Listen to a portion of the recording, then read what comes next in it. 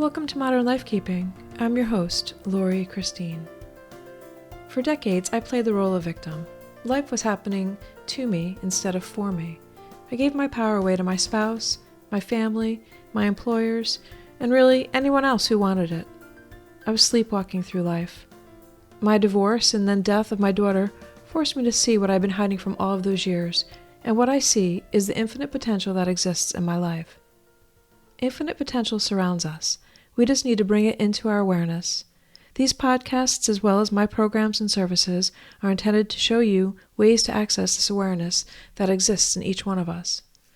Today we will look at how to use our emotions to our advantage to manifest a life we love. Understanding your emotions. Emotions are energy in motion, a byproduct of our thoughts. This energy is communicated to us through vibrations that create our feelings. Our feelings are a direct result of our thoughts. We can begin to tune into the energy of our feelings in order to understand how our thoughts are serving or sabotaging us. Feelings of higher vibration feel light and clear. Feelings of lower vibration feel heavy and dark. Your emotions communicate the frequency you are vibrating at in any given moment. Emotions communicate to you the energy of your thoughts. They show you what type of energy you are manifesting. Our feelings happen automatically. They show up whether we like it or not. We can't fool them or pretend they're not there. They are true indicators of our thoughts. They reveal our attitude and our perspective on life. Emotions reveal a lot about us, in addition to our point of view. They reveal whether we show our feelings, we hide behind them, or we hide them from ourselves or others. Whatever our feelings are communicating, we have to learn to listen. They won't magically disappear. They will persevere at communicating their message until we change the vibration of our thoughts. What kinds of feelings do you have? Are there certain ones that feel worse than others? Ones that keep showing up over and over again? If you feel sad, you are thinking thoughts that your brain is perceiving as sad. If you feel sad or depressed more than an hour or so, your emotions are now a mood, gaining magnitude and greater impact on your life. Imagine what a mood consisting of joy would look like. When you don't allow emotions to flow through you, you feel stuck. You repeat the same patterns over and over. You may be depressed, anxious, and feel powerless. This can happen when we are not present in the moment, not aware of our feelings, or when we become ungrounded from our body. It can also happen if we don't get to the root of our feelings. The root is almost always a thought, a programmed belief, or an attitude. We can examine what is behind the emotion to understand the message it is offering. Learn to notice how your emotion feels. Is it heavy or light? Dark or bright? Powerful or powerless? Strong or weak? Expansive or limiting? Free or restrictive? Begin to note the many different emotions you have so you can identify them easily. With practice, you will be able to associate the feeling with a limiting or false belief that you have programmed in your subconscious. This is necessary to transmute the feeling into a higher vibrational feeling that aligns you with the best version of yourself. We manifest our dreams from a high vibration and our nightmares from a low vibration. Ask yourself what triggered your emotion. Was it a thought, a behavior, an experience? When the emotion is positive, see what in your life is being validated. Which parts of yourself are in balance? If the emotion is negative, keep diving deeper until you identify the limiting belief you have that is generating the emotion. An example might be, you feel a flash of anger when someone cuts you off in traffic. Notice the emotion. How does it feel? For me, anger feels limiting, hot, red, burning, tight. It feels like my blood is boiling. It is not a feeling I want to embrace. I ask anger, why are you showing up? The answer always points me to a gap between my thoughts and my reality. I have a belief that does not resonate with reality. Reality is that anyone can cut you off in traffic for any reason and not show you any consideration for doing so.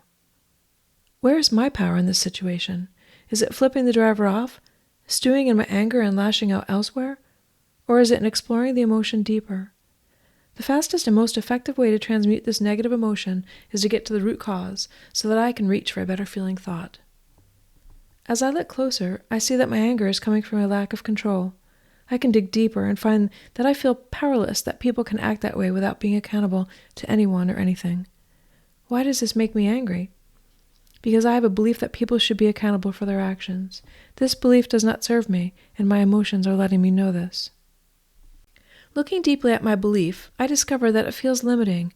It also feels false in light of the reality that accountability comes from within, and not everyone values it or sees it the way I do.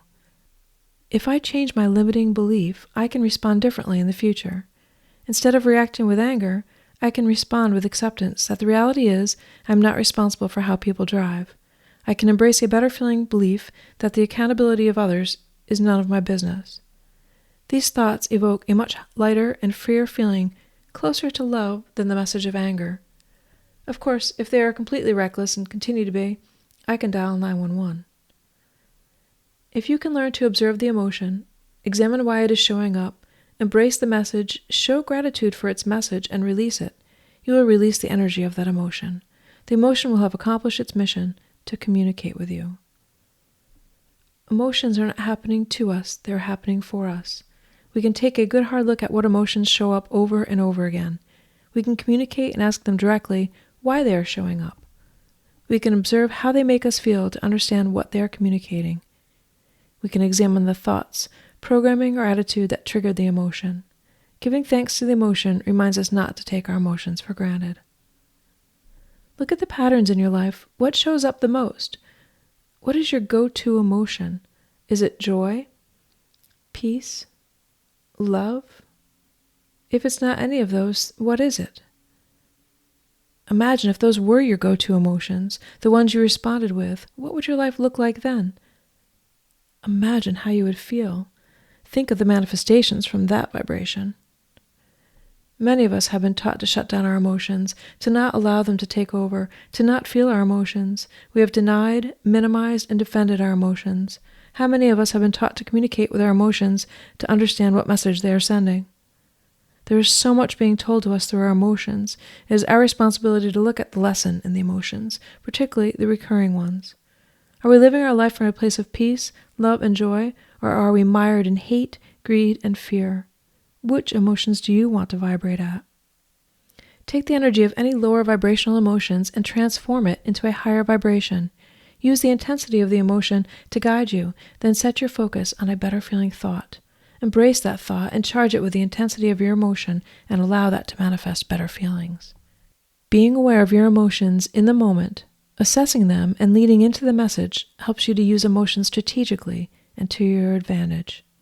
Allow your emotions to move through you so that they do not become stuck. When negative emotions become stuck because they are too heavy and dense, they create blockages. These blockages begin with an emotion, move on to a mood, and can later become a disease. You have the potential to vibrate in the energy of joy, love, and peace. Make joy, love, and peace your baseline and measure all other emotions against this baseline.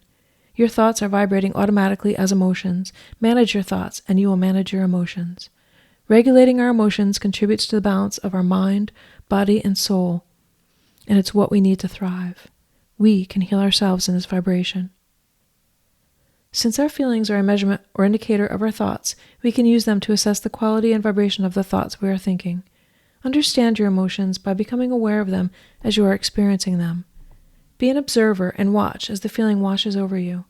Allow yourself to feel the energy of the feeling, but don't absorb it. See it.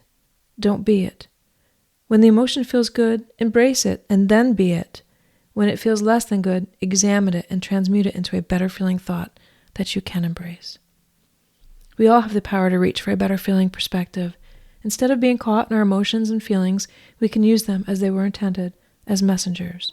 These messengers tell us where we are in relation to where we want to be. Understand your emotions, as they are a measure of your vibration.